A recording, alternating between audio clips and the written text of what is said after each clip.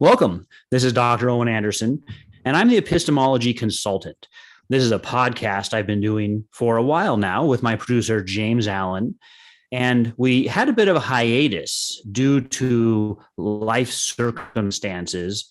And we're back at it now with some questions, because even though we had some time off from the podcast, we've been having questions come in from our audience, people saying, hey, get back to it, answer our questions. So James, I believe you've got a couple related questions that we're going to look at today. Is that right? Yep, that's right. Yeah, one of the questions that came in is, why do you believe God makes people sin? All right. Why do you believe God makes people sin? You is the Dr. Anderson there, probably because this person says I'm a Calvinist, and they believe that that's what Calvinists think. But you said there was a related question, right? Yeah, and then why do you think there's no human responsibility? Yeah, so those are related. You can see how those are kind of related. I'm going to put these underneath the title Hyper-Calvinism.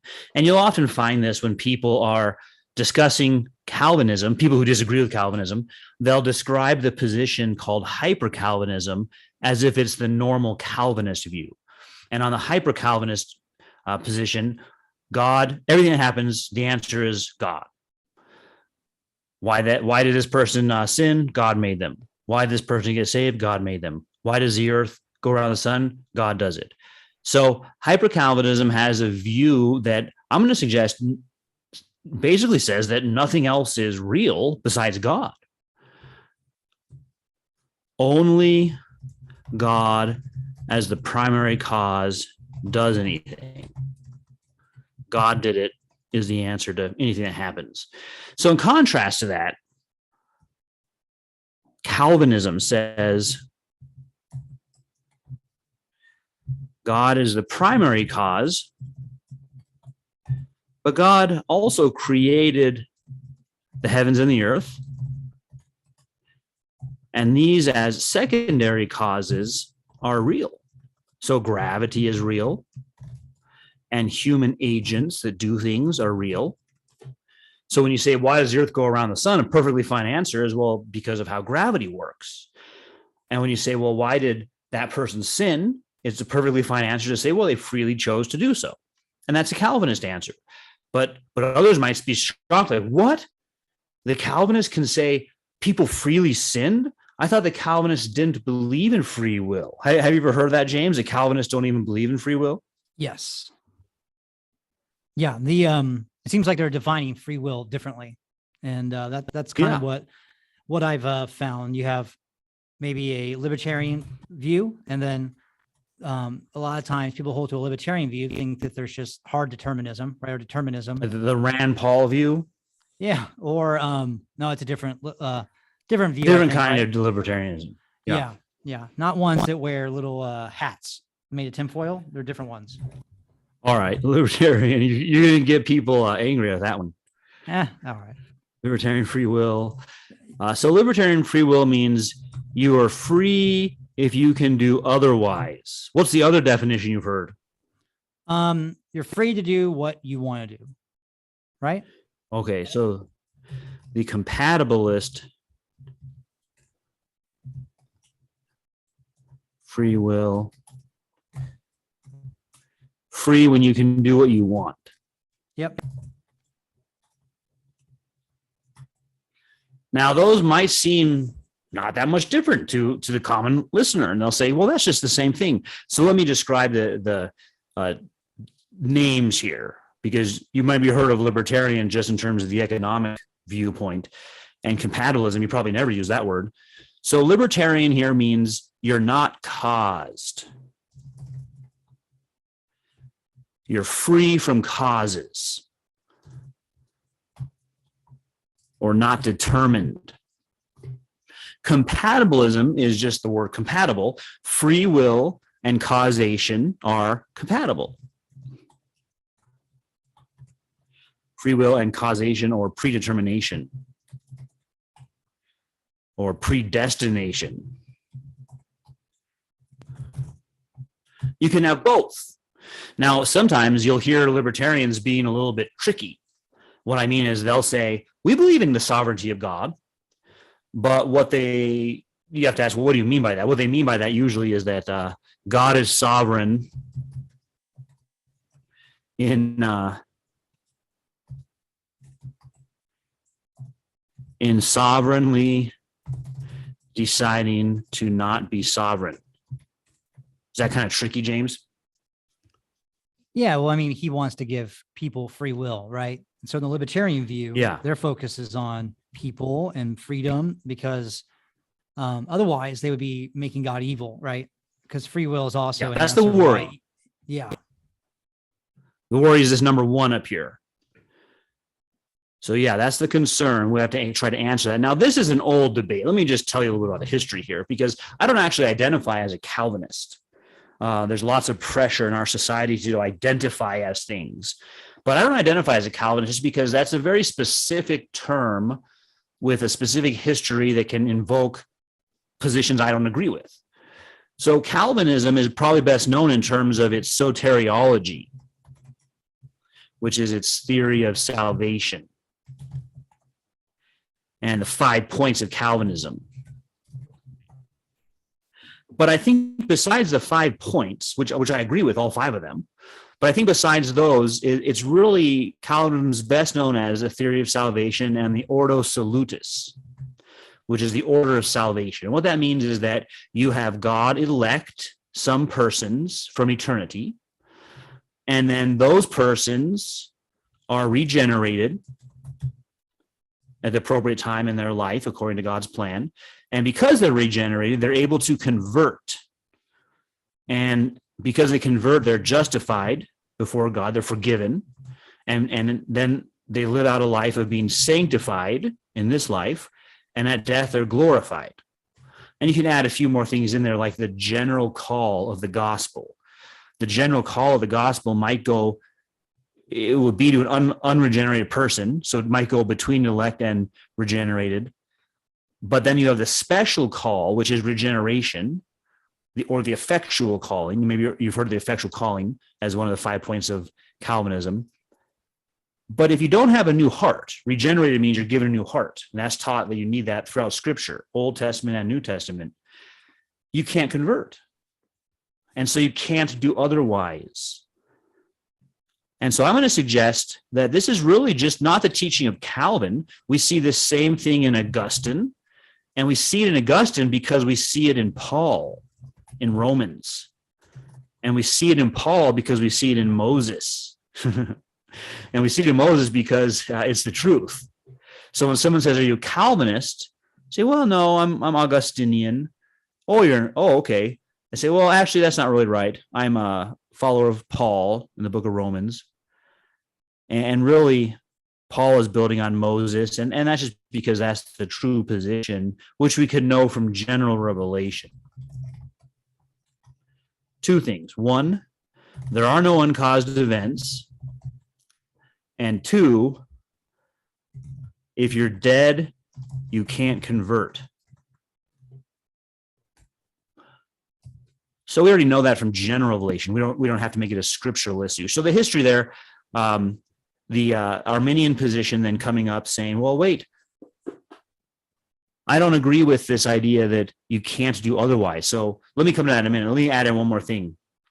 Luther and Calvin both agreed on predestination and sola gratia as part of the Reformation. So the Jesuits, founded with the Counter-Reformation, intending, in other words, to stop the Reformation, developed a view called molinism after the Jesuit Molina. And this says that God looks at possible worlds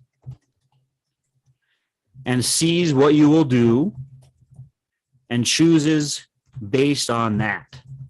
And so that view, molinism, has become linked with libertarianism and Arminianism. Those views are all closely connected because they think they preserve this, that they preserve number 2, the question up here at the beginning, Why do you think there's no human responsibility? You say, well, the humans are ultimately responsible. But so that's where you can see the shift from predestination and sovereignty in Calvin and Luther to the human is the sovereign one. And God just steps back and waits to see what you're going to do, which is a kind of works righteousness. Now, they might say, no, faith is not works. Faith is faith. I thought you believe in sola fide also.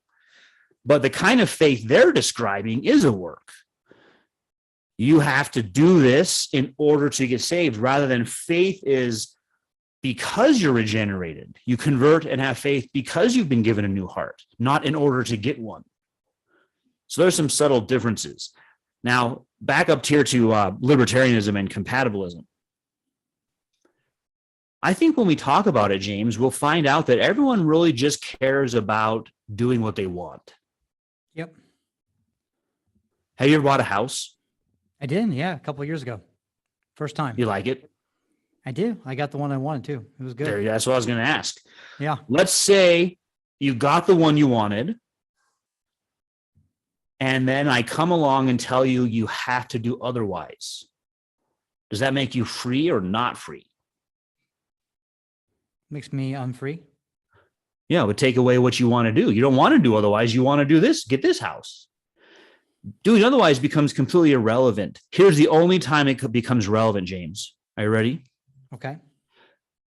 What if there's an evil demon or a mad scientist making you want that house? Well, then that's not fair. Well, how are they allowed to do that? I don't know if you have to say evil demon. Aren't demons just evil? They are. I saw an article I sent you where it says there's a study that says Catholic exorcists are overworked due to all the demonic activity that's going on today. It's a bad. Yeah, I wonder if they have a union. The exorcists could unionize and demand fair hours. I'm not sure. And partly that's because it's not really maybe the church that's overworking them, as the demons. Demons would have to obey the OSHA rules for the health of employees. You can only do demonic activity for 40 hours a week.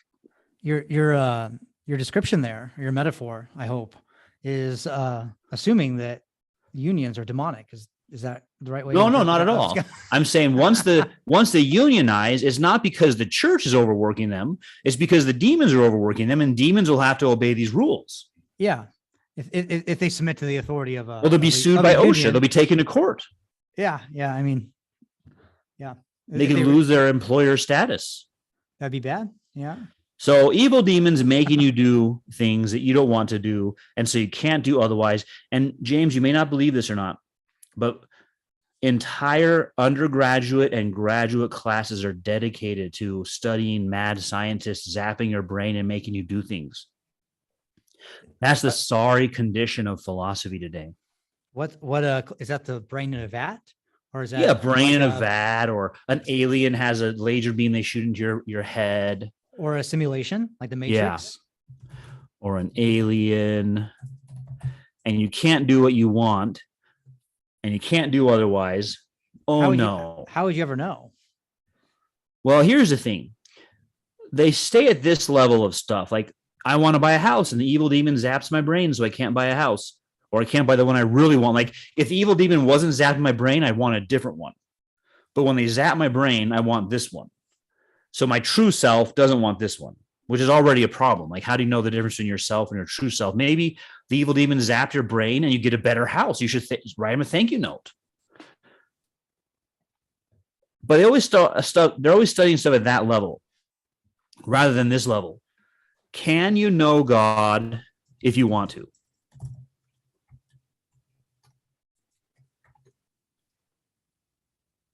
And the answer is yes.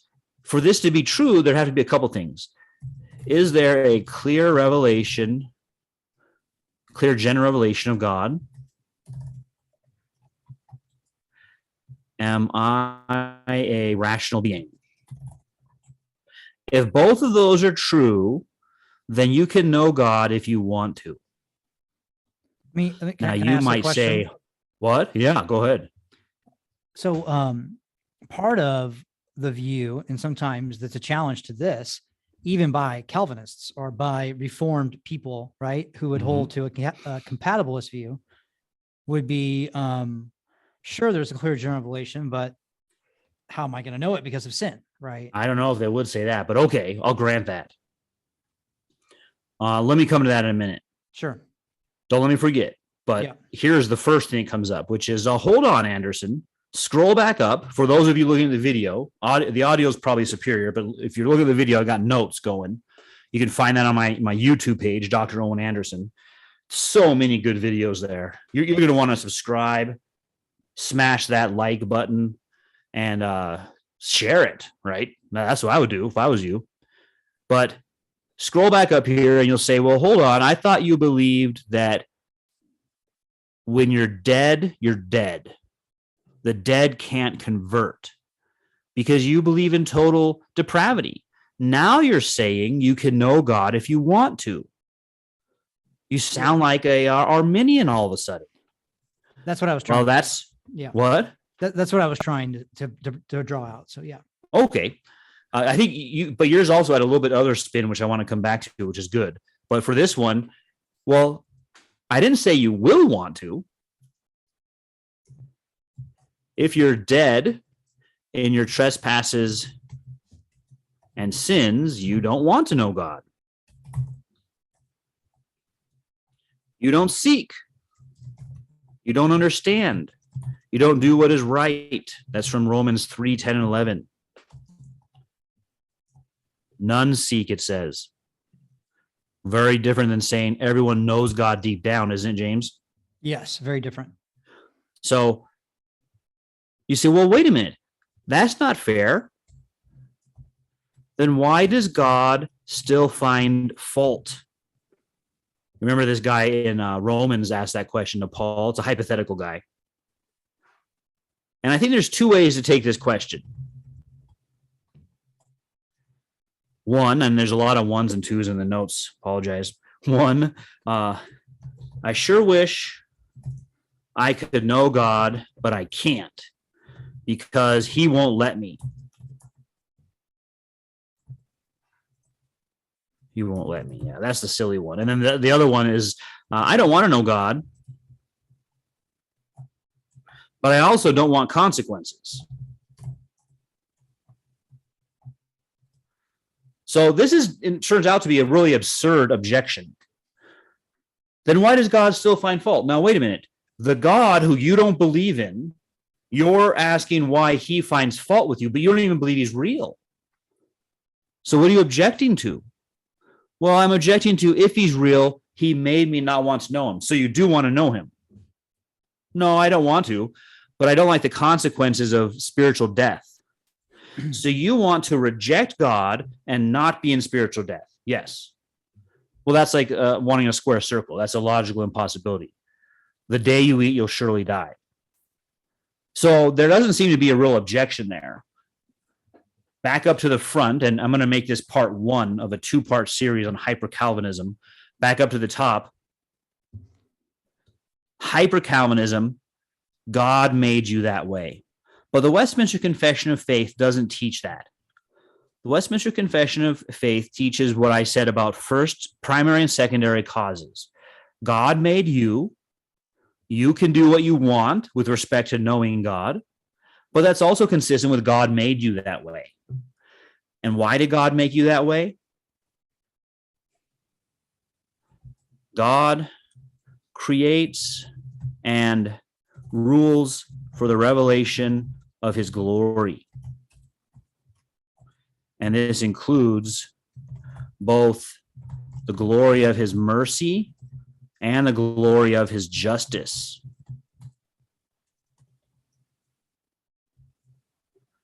So someone could say, well, he should only make vessels of mercy, of grace. Well, can't he also make vessels of wrath for the revelation of his glory? Now, I think there's a couple questions left over there. And so that's why I said, well, as we get to run out of time for this episode, we're going to come back and have episode number 2 on Hyper-Calvinism. And James, thanks for organizing this. Yeah, no problem. We'll see everybody soon.